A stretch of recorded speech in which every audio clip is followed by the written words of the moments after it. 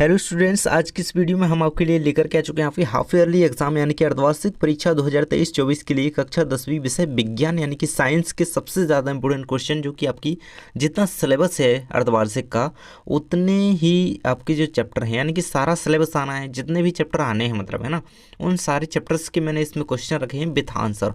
तो जो भी विद्यार्थी ये सारे क्वेश्चन कंप्लीट कर लेता है ना, तो अर्धवार्षिक परीक्षा में इतने अच्छे अंकों से पास करेगा, है ना। तो आपको ये सारे क्वेश्चन जरूर से कंप्लीट कर लेना है और इसी प्रकार से हम आपके अन्य सब्जेक्ट्स भी तैयार करवा रहे हैं। बस आपको चैनल से जुड़ जाना है और टेलीग्राम ज्वाइन कर लेना है। यहाँ पे देख सकते हैं पहला क्वेश्चन दिया गया है, ये फर्स्ट चैप्टर से ये क्वेश्चन है, ऊष्माक्षेपी एवं ऊष्माशोषी अभिक्रिया को समझाइए, है ना। तो आपको ये पता होना चाहिए कि ऊष्माक्षेपी और ऊष्माशोषी का अर्थ क्या होता है। देखिए, ऊष्माक्षेपी शोषी का अर्थ आप जानते होंगे, शोषी का अर्थ होता है सोखना, अपने आप में समाहित करना, अपने आप में खींचना, अंदर लेना, है ना। और ये छेपी क्या होता है, छेपी का अर्थ होता है यानी कि छोड़ना, है ना, बाहर उत्सर्जित करना, छेपी, है ना।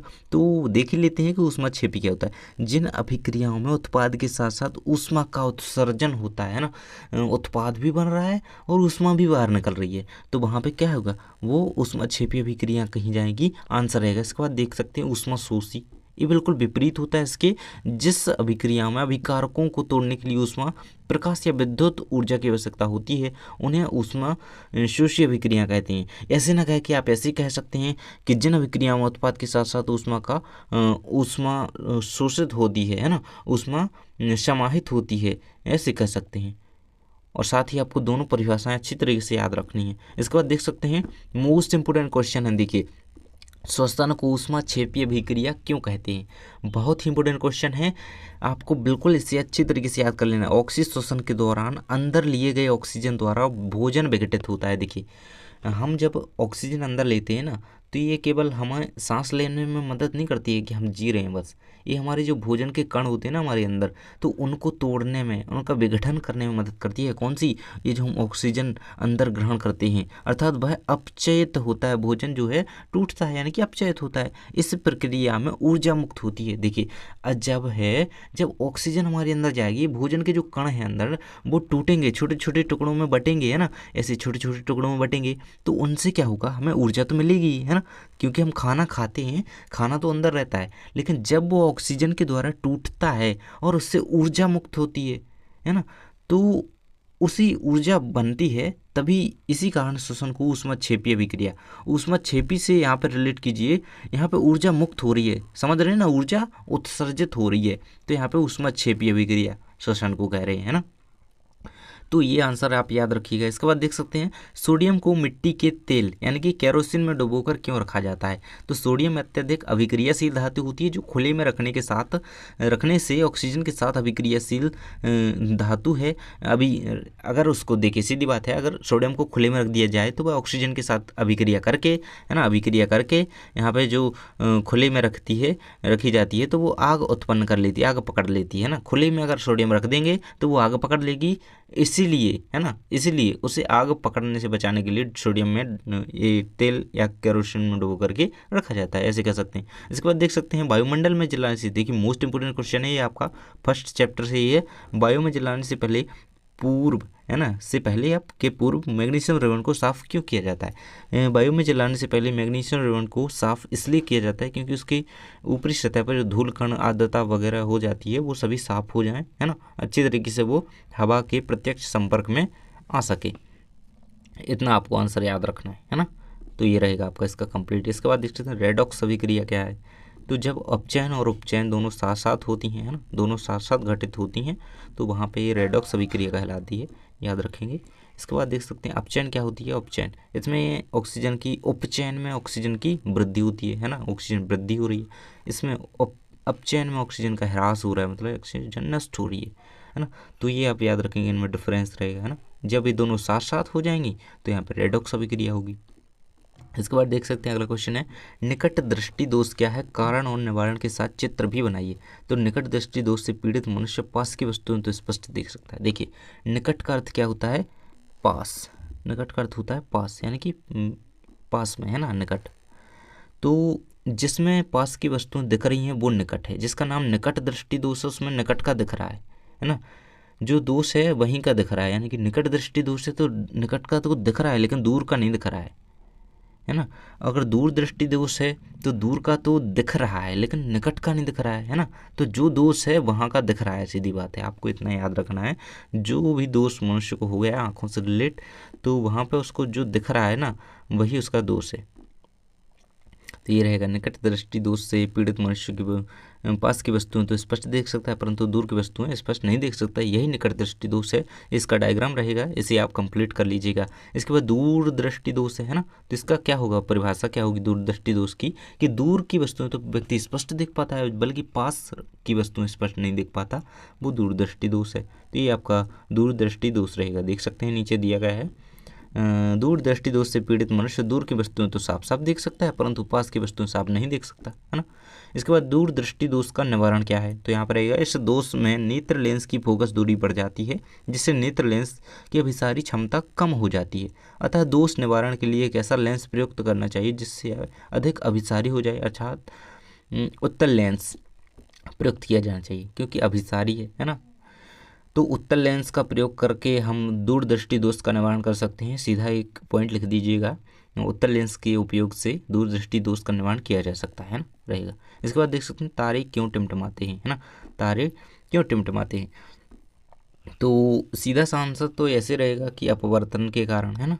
तो ये रहेगा, तारे पृथ्वी से अधिक दूरी पर स्थित होती हैं। तारों से चलने वाले प्रकाश को वायुमंडल में विभिन्न परतों को पार करना पड़ता है। देखिए तारों से जो प्रकाश आता है ना, कितनी परतें हैं हमारे ऊपर, बहुत सारी परतें हैं, 4-5 है ना, तो उनको पार करना पड़ता है। गर्म और ठंडी हवाओं के कारण पृथ्वी के वायुमंडल का अपमानांक लगातार परिवर्तित होता रहता है ना। जो है वायुमंडल का मौसम थोड़ा बड़ा नीचे ऊपर होता रहता है ना, परिवर्तन तो उसमें होता ही है। तारों से आने वाली प्रकाश किरणों का इस प्रकार लगातार अपवर्तन होता रहता है, तो प्रकाश किरणें निरीक्षक की आंखों तक अनियमित रूप से आती हैं। इसके कारण तारों की आभासी स्थिति बदलती रहती है और वो हमें लगते हैं कि टिमटिमा रही है ना।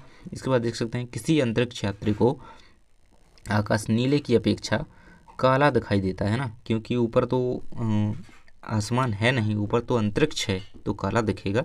अंतरिक्ष यात्री के लिए ऊंचाई पर कोई भी वायुमंडल नहीं होता है, इसलिए प्रकाश किरणों का प्रकीर्णन नहीं होता और अंतरिक्ष यात्री को आकाश नीला काला नजर देता है क्योंकि ऊपर वायुमंडल नहीं होता है ना, सीधी बात है। इसके बाद देख सकते हैं अगला क्वेश्चन, अवतल दर्पण के 2 अनुप्रयोग लिखिए। तो अवतल दर्पण के अनुप्रयोग निम्न है, हजामत बनाने में, चिकित्सा में। प्रकाश के परावर्तन से आप क्या समझते हैं, प्रकाश का परावर्तन, यहाँ पे प्रकाश के परावर्तन के जो नियम होते हैं वो यहाँ पे दिए गए हैं। साधारण दर्पण की एक पट्टी को प्लेन कागज पर आधार से खड़ा करें, इस पर ए बी वस्तु एक सीधी रेखा में रखें। वस्तु के लिए पेपर पेन का प्रयोग किया जा सकता है। देखिए ये आपको मोस्टली याद करने की इसमें ज़रूरत नहीं है, आपको बस परावर्तन के नियम, ये आपके लिए मोस्टली नहीं है कि आप ये याद करके ही रखें, है ना। लेकिन मैं आपको बता दूं कि आपको इस क्वेश्चन प्रकाश के परावर्तन, है ना, प्रकाश का परावर्तन तो होता है, प्रकाश की जो किरण आती है उसका वहाँ से रिफ्लेक्ट होना, है ना, उससे रिफ्लेक्ट होना, और इसके नियम आपको याद रखना है बस परावर्तन के। तो परावर्तन कोण का मान आपतन कोण के मान के बराबर होता है, ये है एक पहला नियम आप परावर्तन का। इसके बाद आपतित किरणें, परावर्तित किरण तथा विलंब एक ही तल में स्थित होते हैं। देख सकते हैं यहाँ पे ये जो आपतित किरण है ये परावर्तन कोण है और ये परावर्तित किरण है, एक ही तल पर स्थित होते हैं ना, एक ही तल पर स्थित हैं। सभी तरह की चमकीली सतहों से परावर्तन के लिए नियम समान रूप से लागू होते हैं ना। चमकीली सतह से प्रकाश की किरण का परावर्तित होना, है ना, यही प्रकाश का परावर्तन है। ये रहेगा आपका कंप्लीट इसका डायग्राम शायद। इसके बाद देख सकते हैं मनुष्य के पाचन में लार की भूमिका, 6 नंबर के अध्याय यानी कि जैव प्रक्रम से क्वेश्चन है। तो इसका आंसर रहेगा, भोजन के पाचन में लार की अहम भूमिका है। आहार नाल का स्तर बहुत कोमल होता है। लार संपूर्ण भोजन में फैलकर उसे चबाने व गीला करने में और चिकना बनाने में उसे मदद करती है ताकि इसका मार्ग आसान हो जाए। लार में उपस्थित एंजाइम जिसे एमाइलेज कहते हैं, स्टार्च के जटिल अणुओं को शर्करा में विखंडित कर देता है ना। तो लार में जो एंजाइम पाए जाते हैं वो उसे अणुओं में से शर्करा में विखंडित कर देता है ना। तो ये याद रखेंगे, स्टार्च से शर्करा में एमाइलेज, और चिकना बनाती है लार भोजन को, ये कुछ याद रखिएगा बस पॉइंट टाइप। इसके बाद देखते हैं मनुष्य की आहार नाल का नामांकित चित्र बनाइए। इस प्रकार से इसका डायग्राम पूरा दिया गया है आपको। इसका डायग्राम आप 2 बार जरूर बना लें ताकि आपको भूले ना परीक्षा के लिए। ये कंप्लीट रहेगा। इसके बाद देख सकते हैं ऑक्सी और अनॉक्सी श्वसन में अंतर, यानी कि वायवीय कह लो या अवायवीय कह लो या ऑक्सी कह लो या अनॉक्सी कह लो, है ना। तो ऑक्सी श्वसन और अनॉक्सी श्वसन इस प्रकार से पूछा जाएगा, तो भी यही करना है आपको, है ना। वायवीय अवायवीय एक ही बात है। ये रहेंगे इसके सारे अंतर। पहला दिया गया आपको वायु श्वसन ऑक्सीजन की उपस्थिति में होता है ना। जो ऑक्सी श्वसन होता है ना कि वायवीय श्वसन होता है वो ऑक्सीजन की उपस्थिति में है ना, और ये ऑक्सीजन की अनुपस्थिति में होता है। और वायवीय श्वसन में क्या होता है कि ग्लूकोज का पूर्ण ऑक्सीकरण हो जाता है, क्योंकि ये ऑक्सीजन की उपस्थिति में हो रहा है। इसमें ग्लूकोज का पूर्ण विखंडन होता है ना। अंतिम उत्पाद, है ना, CO2 तथा जल बनते हैं इसमें। अंतिम उत्पाद इथाइल एल्कोहल बनती है ना। इसके बाद देख सकते हैं बड़ी मात्रा में ऊर्जा उत्पन्न होती है। 38 ATP अणु, है ना। एक ग्लूकोज के अणु से 38 ATP अणु की यहाँ पे ऊर्जा का निर्माण होता है, किसमें, वायवीय श्वसन में। कम मात्रा में ऊर्जा उत्पन्न होती है किसमें, अनॉक्सी श्वसन में। इस प्रकार से इसके अंतर याद रखिएगा, ये 3-4 अंतर आपके दिए गए हैं। इसी बात देख सकते हैं मानव उत्सर्जन तंत्र का नामांकित चित्र बनाइए। बहुत ही इंपॉर्टेंट क्वेश्चन है ये आपका। पूरा चित्र आपको डायग्राम यहाँ पे दिया गया है, इसे 2 बार बना लीजिएगा। आपको पेपर में जाने से पहले जरूर बना लेना है, एक दिन पहले, है ना। तो आप 2 बार बना लेंगे तो आपको याद रहेगा, है ना। नामांकित करना है और साथ ही नाम याद रखना है ना, तो याद रखिएगा। इसके बाद देख सकते हैं रक्त और लसिका में अंतर, है ना। धमनी स्राव, रक्त, लसिका याद होनी चाहिए, रक्त और लसिका। देख सकते हैं रक्त का रंग लाल होता है, रक्त लसिका का रंग सफ़ेद होता है। सफ़ेद यानी कि श्वेत, श्वेत सफ़ेद, है ना। इसके बाद देखते हैं रक्त में लाल रक्त कोशिकाएं पाई जाती हैं, लसिका में लाल रक्त कोशिकाएं नहीं पाई जाती हैं। देखिए रक्त लाल है तो इसमें लाल रक्त कोशिकाएं हैं, लसिका में, लसिका जो है वो वाइट टाइप होता है लेकिन इसमें लाल रक्त कोशिकाएं नहीं पाई जाती हैं, ऐसा पॉइंट लिखना है। लसिका द्वारा ऑक्सीजन तथा कार्बन डाइऑक्साइड का परिवहन होता है, लसिका द्वारा ऑक्सीजन तथा कार्बन डाइऑक्साइड का परिवहन नहीं होता है, सीधी बात। इसमें जो है हो रहा है, इसमें जो नहीं है ना। रक्त तो लाल होता है, पहला पॉइंट रहेगा क्लियर। इसके बाद जब लाल है रक्त तो इसमें लाल कणिकाएं ही होंगी, है ना, इसमें नहीं होंगी। रक्त द्वारा ऑक्सीजन और कार्बन डाइऑक्साइड का वहन होता है, क्योंकि रक्त में ही ऑक्सीजन बहती है ना शरीर में, और इसमें नहीं बहती है। रक्त में विलेय प्लाज्मा प्रोटीन अधिक होता है, न्यूट्रोफिल्स की संख्या अधिक होती है। लसिका में अविलेय प्लाज्मा प्रोटीन अधिक होता है, लिम्फोसाइट की संख्या अधिक होती है ना। तो रखिएगा याद ये कि रक्त में जो होता है न्यूट्रोफिल्स की संख्या अधिक होती है और इसमें लिम्फोसाइट्स की संख्या अधिक होती है, इसमें न्यूट्रोफिल्स की और लसिका में लिम्फोसाइट्स की। 5वां अंतर दिया गया है, लास्ट अंतर है आपका। रक्त में ऑक्सीजन तथा पोषक पदार्थ अधिक मात्रा में पाए जाते हैं, लसिका में उत्सर्जित पदार्थों की मात्रा भी अपेक्षाकृत अधिक होती है ना। जो उत्सर्जित पदार्थ होते हैं ना, यानी कि भोजन के विखंडन से या फिर जो ऑक्सीजन के अणुओं के विखंडन से जो उत्सर्जित पदार्थ बचता है वो लसिका में लसिका में बहता है ना। और रक्त में जो है शुद्ध रक्त में क्या होता है, ऑक्सीजन होती है, पोषक पदार्थ होते हैं ना, तो ये होता है इसमें। इसके बाद धमनी और स्राव में अंतर दिया गया है आपको, देख सकते हैं। धमनियों की भित्ति लचीली एवं मोटी होती है, स्राव की भित्ति पतली एवं लचीली होती है। देखिए इसके बाद देख सकते हैं धमनियों में ऑक्सीकृत रक्त होने के कारण लाल दिखाई देती हैं। स्राव के रक्त में CO2 की उपस्थिति के कारण यह नीली दिखाई देती है ना। तो धमनी में कपाट नहीं पाए जाते हैं, स्राव में कपाट पाए जाते हैं। मोस्ट अंतर है ये इनका। धमनी में रक्त रुक कर अधिक दाब से संवहित होता है, स्राव में रक्त धीमी गति से निरंतर कम दाब से प्रवाहित होता है। धमनी की गुहा जो है संकरी होती है और स्राव की गुहिका चौड़ी होती है। ये इस प्रकार से इसके अंतर याद रखिएगा। इसके बाद तंत्रिका कोशिका का नामांकित चित्र बनाना है।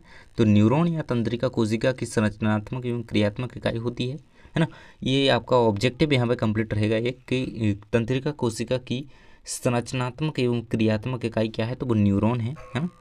तो याद रखिएगा, पूछा गया था पिछली बार, अगली बार का देख करके चलना है कि शायद पूछा ही जाएगा, है ना, पूछा ही जाएगा, है ना, ये सोच के चलिए।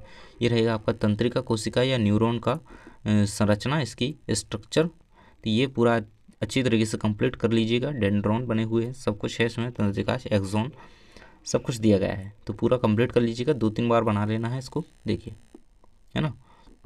इसके बाद देख सकते हैं आपको इसके बारे में दिया गया है, उसके जो भाग होते हैं, पार्ट होते हैं। डेंड्रॉन हो गया, कोशिकाएं हो गया, एक्सॉन हो गया, है ना, एक्सॉन है यहाँ पे, एक्सोना नहीं है, एक्सॉन है केवल, है ना। तो ये रहेगा आपका। इसके बाद सूचनाओं का आवेग डेंड्रोन से कोशिकाएं की ओर चलता है तथा फिर एक्सॉन में से होता है वो सिनेप्स तक पहुंचता है। सिनेप्स बोले तो अंतर्ग्रथन, इससे फिर इसे पार करता हुआ एक न्यूरॉन से दूसरे में गुजरता हुआ मृत्यु तक पहुंचता है। इसी प्रकार क्या करता है, सूचना मस्तिष्क से कार्यकारी अंग तक, पेशी तक पहुंच जाती है ना। तो ये रहेगा। इसके बाद आयोडीन युक्त नमक खाने की सलाह क्यों दी जाती है, बहुत ही इंपॉर्टेंट क्वेश्चन है, ये याद रखिएगा। थायराइड ग्रंथि द्वारा थायरोक्सिन के निर्माण के लिए आयोडीन आवश्यक है। थायरोक्सिन हमारे शरीर में कार्बोहाइड्रेट, प्रोटीन तथा वसा की उपापचय का नियंत्रण करता है, जिससे वृद्धि के लिए उत्कृष्ट संतुलन उपलब्ध कराया जा सके। यदि भोजन में आयोडीन की कमी हो जाती है तो थायरोक्सिन के निर्माण में कमी आ जाती है ना। अगर आयोडीन हमारे शरीर में कम हो गया ना तो थायरोक्सिन के निर्माण में कमी आ जाएगी, क्योंकि थायरोक्सिन को क्या चाहिए, थायरोक्सिन को थायराइड ग्रंथि के निर्माण के लिए क्या चाहिए, थायरोक्सिन के निर्माण के लिए आयोडीन आवश्यक है, क्योंकि हमारी थायराइड ग्रंथि के लिए आवश्यक है वो, है ना। तो ये यहाँ पे इसीलिए इसकी ज़रूरत यहाँ पे होती है अपन को खाने की, और इसीलिए डॉक्टर इसकी सलाह देते हैं कि भैया खाइए, है ना। ये रहेगा आपको। इसमें एक रोग हो जाता है अगर इसकी ज़्यादा कमी हो जाती है तो घेंगा रोग कहते हैं जिसे, है ना। गले में एक फूली हुई गर्दन जैसी यहाँ पे दिखाई देने लगती है अगर ये इसकी कमी हो जाए। किसकी कमी हो जाए, हमारी आयोडीन की कमी हो जाए शरीर में, तो थायराइड ग्रंथि जो है वो फूल जाती है। ये रहेगा। इसके बाद देख सकते हैं अम्लीय वर्षा क्या है। अम्लीय वर्षा क्या है, इसका जीवधारियों पर क्या प्रभाव पड़ता है। अम्लीय वर्षा होगी आपके ग्रीन हाउस प्रभाव, ग्लोबल वार्मिंग, ये सारा का सारा याद करना है ना। इसके बाद देख सकते हैं वायुमंडल में सल्फर डाइऑक्साइड एवं नाइट्रोजन डाइऑक्साइड के अत्यधिक उत्सर्जन के कारण वायुमंडल के जल में सल्फेट एवं सल्फ्यूरिक अम्ल का निर्माण होता है ना। अम्लीय वर्षा का पीएच मान देखिए, अम्लीय वर्षा कब होती है, जब पीएच मान 5.5 से भी कम हो जाए, है ना। पीएच मान जब कमेगा तो अम्लीय तो होगा ही, है ना, वातावरण जो जलीय जैविक समुदाय एवं धरती के वातावरण के लिए बेहद हानिकारक होता है। जब वर्षा जल का जो है पीएच मान 5.5 से कम हो जाए, है ना। पीएच पैमाना तो आप लोगों ने पढ़ा ही होगा, है ना। सोरेनसन नामक एक वैज्ञानिक थे जिन्होंने पीएच पैमाने का प्रतिपादन किया था, याद रखिएगा, सोरेनसन, है ना। ये पूरा कंप्लीट रहेगा। इसके बाद देख सकते हैं अगर पीएच जो है जल का पीएच मान क्या होगा, वर्षा जल का पीएच मान 5.5 से कम हो जाए तो वो अम्लीय वर्षा कही जाएगी, है ना, जो कि हमारी वातावरण के लिए अत्यधिक हानिकारक होती है, बेहद हानिकारक होती है। अम्लीय वर्षा के कारण पानी विषैला हो जाता है, प्राणियों और पौधों की मृत्यु होने की आशंका रहती है ना। ये रहेगा। इसके बाद देख सकते हैं उदासीनीकरण अभिक्रिया। उदासीनीकरण अभिक्रिया किसे कहते हैं, ये उदासीनीकरण अभिक्रिया का समीकरण लिखिए। तो ये समीकरण नीचे आपको दिया गया है। उदासीनीकरण का परिभाषा रहेगी यहाँ पे, जब कोई क्षार अम्ल से अभिक्रिया करता है तो लवण तथा जल बनता है, इसे उदासीनीकरण कहते हैं। क्षार और अम्ल की अभिक्रिया कराएं। देखिए जैसे एक क्षार हो गया और एक अम्ल हो गया, जब इन दोनों को मिलाया जाए, यहाँ पे इनकी अभिक्रिया हो तो क्या बनेगा, लवण तथा जल का निर्माण होगा। वो है ना, सिंपल सी बात है कि लवण तथा जल बनेगा, है ना। तो इससे क्या होगा, तो यही अभिक्रिया है, यही लवण तथा जल बनने की अभिक्रिया को ही उदासीनीकरण कहा जा रहा है, तो कंप्लीट रहेगा, है ना। इसके बाद इसका आप समीकरण नीचे देख सकते हैं, NaOH प्लस HCl, इससे क्या बन रहा है, NaCl प्लस H2O, है ना। ये कंप्लीट रहेगा। इसके बाद देख सकते हैं पीएच परिवर्तन के कारण दंत क्षय किस प्रकार होता है। तो पीएच परिवर्तन के कारण अगर हमारे मुंह का पीएच मान जो है ये 5.5 है, देखिए यहाँ पे 55 लिख गया, यहाँ पे ये 5.5 है ना। तो मुंह के पीएच का मान 5.5 से कम होने पर दांतों का क्षय प्रारंभ हो जाता है। देखिए इसी प्रकार यहाँ पे बारिश में हो रहा था, अगर बारिश जल का पीएच मान जो है 5.5 से कम हो जा रहा था तो वो अम्लीय में आ रहा था, मतलब जो है उस जल को अम्लीय जल कहा जा रहा था और वो अम्लीय वर्षा कही जा रही थी, है ना। तो इसी प्रकार यहाँ पे है कि अगर हमारे मुंह का पीएच मान जो है 5.5 से नीचे आ जाए, है ना, तो हमारी दांतों का जो है क्षय होना प्रारंभ हो जाता है, दांत टूटने लगते हैं, मतलब, है ना। दांतों का एनेमल कैल्शियम फॉस्फेट का क्रिस्टलीय रूप से बना होता है। एनेमल क्या है, आप जानते हैं, एनेमल दांतों की सबसे ऊपर जो परत पाई जाती है, एक पतली सी परत होती है, वो सबसे कठोर भाग होता है हमारे शरीर का, है ना, एनेमल जिसे बोलते हैं, है ना, जो कि शरीर का सबसे कठोर पदार्थ है। यह जल में नहीं घुलता है, लेकिन मुँह की पीएच का मान 5.5 से कम होने पर यह संक्षारित होना स्टार्ट हो जाता है। मुंह में उपस्थित बैक्टीरिया भोजन के पश्चात मुंह में अवशिष्ट शर्करा एवं खाद्य पदार्थों का निम्नीकरण करके अम्ल उत्पन्न करते हैं। भोजन के बाद मुंह साफ करने से इससे बचाव किया जा सकता है। सफाई के लिए क्षारकीय दंतमंजन का उपयोग करके अम्ल की अधिक मात्रा को उदासीन किया जा सकता है, जिसके परिणाम स्वरूप दंत क्षय को रोका जा सकता है। आंसर रहेगा। इसके बाद देख सकते हैं देखिए इसका आंसर मैं आपको बता दूं कि पीएच परिवर्तन के कारण दंत क्षय किस प्रकार से होता है। अगर हमारे मुंह का पीएच मान जो है 5.5 है ना, ये 5.5 है ना, 5.5 से यहाँ पे नीचे आ गया अगर, तो हमारी जो एनेमल है ना, हमारे दांतों के ऊपर जो एक कवच होता है ना, रक्षा कवच होता है दांतों का, ये अगर क्षय होने लगा, वो तो अगर इतना 5.5 से नीचे आया मुँह का पीएच मान, तो एनिमल क्षय होने लगेगा और हमारे मुंह के जो दांत है ना वो धीरे धीरे टूटने लगेंगे, है ना, तो वो संक्षारित होने लगेंगे। तो इस प्रकार से यहाँ पे मुंह के लिए हानिकारक होता है ये पीएच परिवर्तन के कारण दंत क्षय। इसके बाद देख सकते हैं धावन सोडा एवं बेकिंग सोडा के दो उपयोग लिखिए। धावन और बेकिंग सोडा के उपयोग पूछे गए। धावन सोडा के दो उपयोग लिखे हुए हैं और बेकिंग के थे, है ना। धावन सोडा का उपयोग, इसका उपयोग कांच, साबुन तथा कागज उद्योग में, इसका उपयोग घरों में साफ सफाई के लिए होता है और इसका उपयोग सोडा अम्ल अग्निशामक के रूप में किया जाता है और इसका उपयोग खाने की चीज़ों को मुलायम तथा स्पंजी बनाने के लिए किया जाता है। बेकिंग सोडा जो कि हम किचन में यूज करते हैं, ना। यहाँ पे देख सकते हैं धातुओं के दो गुण लिखिए। धातुएं कठोर, आघातवर्ध, चमकीली, ऊष्मा और विद्युत की चालक होती हैं। इसके बाद रासायनिक गुण धर्मों के आधार पर धातु एवं धातु में अंतर, मोस्ट इंपोर्टेंट अंतर है, यहाँ पर देख लेंगे, बिल्कुल आना ही है आपके पेपर में, धातु और धातु में अंतर आएगा ही आएगा, है ना। देख सकते हैं क्षारकीय प्रकृति की ऑक्साइड बनाती है धातुएं, अम्लीय व उदासीन प्रकृति की ऑक्साइड बनाती है ना। एक अंतर बता दूं कि धातुएं जो है चमकीली होती हैं, अधातुओं में सामान्यतः यहाँ पे चमक नहीं पाई जाती है, ऐसे लिख देंगे आप, है ना, क्योंकि अधातुओं में तो एक ब्रोमीन ही ऐसी धातु है, अधातु है जो चमकीली होती है ना। इसके बाद देख सकते हैं ये 4 अंतर आपके रहेंगे। तो हमारी 25 क्वेश्चन यहाँ पे कंप्लीट हो चुके हैं। इसके बाद आपके बहुत सारे क्वेश्चन अभी नीचे दिए गए हैं जिन्हें हम अगली वीडियो के माध्यम से कंप्लीट करने वाले हैं ना। तो आपको क्या करना है, चैनल को सब्सक्राइब कर लेना है, साथ ही टेलीग्राम ग्रुप को ज्वाइन कर लीजिएगा। आपको सारे के सारे क्वेश्चंस अगले वीडियो में प्रोवाइड करा दिए जाएंगे, है ना। 25 क्वेश्चन हम इस वीडियो में कंप्लीट कर चुके हैं। आपके बहुत सारे क्वेश्चन अभी नीचे रह गए हैं, तो जल्दी से चैनल को सब्सक्राइब कर लीजिए ताकि अगला वीडियो आपको मिल सके। थैंक्स फॉर वॉचिंग, मिलते हैं अगले वीडियो में।